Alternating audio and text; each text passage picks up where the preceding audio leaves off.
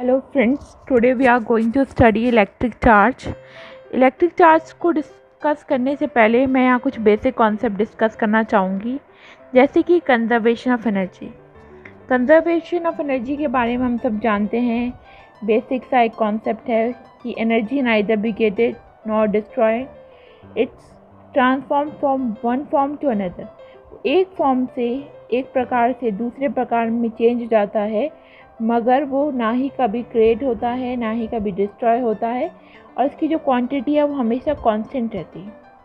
उसी प्रकार जो इलेक्ट्रिक चार्ज है वो भी कंजर्व रहता है और वो भी कभी डिस्ट्रॉय नहीं होता, वो भी एक फॉर्म से दूसरे फॉर्म में या एक ऑब्जेक्ट से दूसरे ऑब्जेक्ट में चेंज हो जाता है।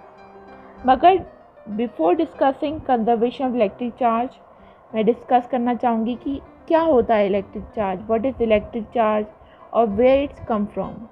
जैसे कि आप अपने स्क्रीन पे देख सकते हैं, यहाँ पर एक बेसिक हमने एटम का एक स्ट्रक्चर बनाया हुआ है। क्योंकि इलेक्ट्रिक चार्ज को जानने से पहले हमें उसका ओरिजिन जानना पड़ेगा, और ओरिजिन जानने के लिए एटम से बढ़िया चीज़ यहाँ पे कोई नहीं है। ठीक है, एटम का एक ये बेसिक सा स्ट्रक्चर है।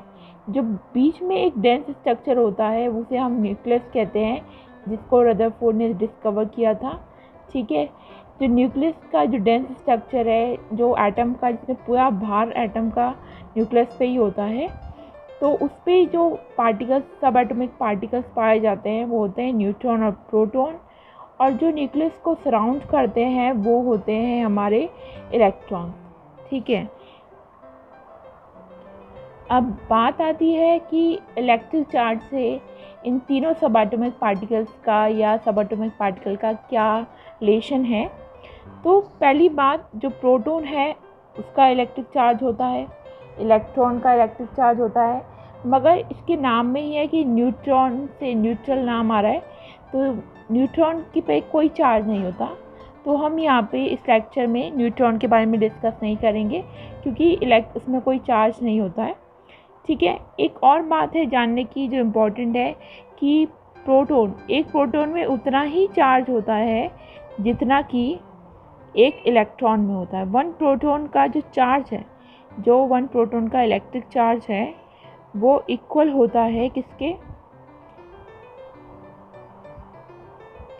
Electric charge of one electron. Electric charge of one electron, इसका मतलब है कि इनके जो चार्ज है वो बराबर होते हैं। हाउएवर जो एक्सपेरिमेंट रिजल्ट है वो ये शो करते हैं कि जो प्रोटॉन है, जो हमारा प्रोटॉन है वो अट्रैक्ट करता है किसको, इलेक्ट्रॉन को। हमारा प्रोटॉन अट्रैक्ट करता है इलेक्ट्रॉन को। इससे क्या पता चलता है, कहीं ना कहीं एक का नेचर पॉजिटिव होगा, एक का नेचर नेगेटिव होगा। यहाँ पर प्रोटॉन का नेचर पॉजिटिव होता है, प्रोटॉन का नेचर पॉजिटिव होता है, वहीं इलेक्ट्रॉन का नेचर नेगेटिव होता है। इलेक्ट्रॉन का नेचर कैसा होता है, नेगेटिव होता है। ये एक बेसिक कॉन्सेप्ट से हम समझ सकते हैं कि like charge repel each other, unlike charge attract each other. तो प्रोटॉन अट्रैक्ट कर रहा है इलेक्ट्रॉन को, इसका मतलब है कि इन दोनों का चार्ज क्या होगा, अपोजिट होगा। इस बात से हम इस बात को हम समझ सकते हैं। अब इसमें एक और बात ध्यान देने वाली होती है कि जो मास है इलेक्ट्रॉन का, बहुत कम होता है as compare two electron. Mass of electron is much less then mass of proton. Mass of electron is much less than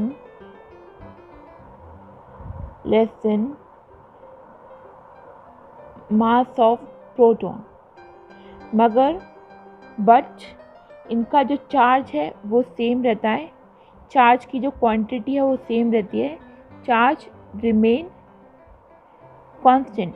charge है वो कांस्टेंट रहता है, बट अपोजिट साइन, बट इनका जो साइन है, साइन जो इनका है is opposite, one is positive another is negative.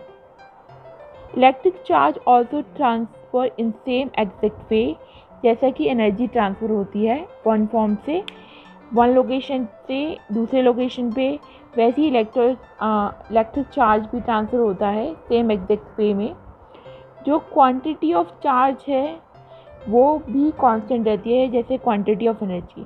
तो यहाँ से हम law of conservation of energy को कंपेयर कर रहे हैं law of conservation of electric charge, क्योंकि इनकी प्रॉपर्टी काफ़ी हद तक मेल खाती है। अब कुछ और बातें जो मैं इलेक्ट्रिक चार्ज के बारे में बताना चाहूँगी, जैसे जो बोर्ड में मेंशन है कि ये जो प्रॉपर्टी है वो सब एटॉमिक पार्टिकल्स के द्वारा पोजेस होती है, जैसे ये प्रोटॉन और इलेक्ट्रॉन। और न्यूट्रॉन के बारे में हम जानते हैं कि उसका कोई चार्ज नहीं होता। अब एक जो हमारे लिए नॉर्मली एक स्टूडेंट के लिए काम आता है कि amount of current flowing in a conductor is measured in electric charge. अब हमें कई चीज़ें मेजर करनी पड़ती है, तो अब करंट कितना पास हो रहा है एक कंडक्टर में वो हम किस क्वांटिटी की मदद से मेजर करते हैं, वो हम इलेक्ट्रिक चार्ज की मदद से ही मेजर करते हैं। यदि बेसिकली हम वैसे बता चुके हैं, बेसिकली ये दो प्रकार के होते हैं electric charge, one is positive and another is negative. Positive कौन सा है, प्रोटॉन हमारा पॉजिटिव होता है और इलेक्ट्रॉन हमारा नेगेटिव होता है। और इलेक्ट्रिक चार्ज की भी एक यूनिट होती है जो मेजर होती है कूलम्स में। इलेक्ट्रिक चार्ज मेजर किया जाता है कूलम्स में। Now we discuss a process named charging. It is a process by which electric charge transforms from one system to another। जैसे कि आपके स्क्रीन पे दिखाई दे रहा होगा, a process by which एक ऐसी प्रोसेस जिसमें इलेक्ट्रिक चार्ज ट्रांसफ़र होता है एक सिस्टम से दूसरे सिस्टम में। ठीक है, इसमें जानने वाली मेन बात यह है कि proton remain fixed in place, मतलब प्रोटॉन ट्रांसफ़र नहीं होता है। जैसे हमें पता है प्रोटॉन पॉजिटिव इन नेचर होता है, मगर प्रोटॉन ट्रांसफ़र नहीं होता। जब हम चार्जिंग की बात करते हैं जिसमें एक्सचेंज ऑफ चार्ज हो रहा है, इलेक्ट्रिक चार्ज हो रहा है, इसका एक्चुअल मीनिंग क्या है कि इलेक्ट्रॉन ट्रांसफ़र हो रहा है। इसका मतलब ये नहीं है कि प्रोटॉन और इलेक्ट्रॉन आपस में एक्सचेंज नहीं हो रहे, सिर्फ इलेक्ट्रॉन का ही ट्रांसफ़र होता है, इलेक्ट्रॉन ही आपस में एक्सचेंज होते हैं। प्रोटॉन हमेशा फिक्स रहता है अपने प्लेस पे, सॉलिड की अगर हम बात करें तो। अगर एक सिंपल वे में कहना चाहे, चार्जिंग वो प्रोसेस है जिसमें सिस्टम गेन और लूज़ करता है सर्टेन अमाउंट ऑफ चार्ज या सर्टेन अमाउंट ऑफ इलेक्ट्रॉन। यह एक बहुत ही बेसिक सा एग्जांपल हमने दिखाया है। यहाँ पे ये कॉम्ब है और हमने क्लोथ का बीच। नॉर्मली इसमें क्या करते हैं, अभी ये दोनों क्या है, न्यूट्रल है, इस पर अभी कोई चार्ज नहीं है।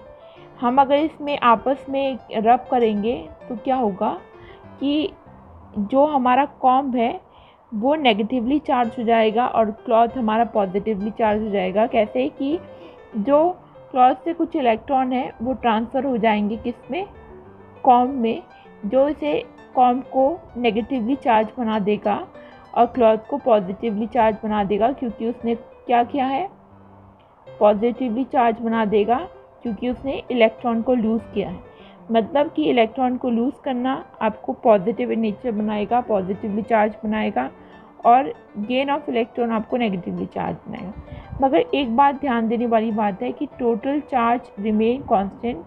Law of conservation of electric charge के हिसाब से टोटल चार्ज हमेशा कांस्टेंट रहेगा।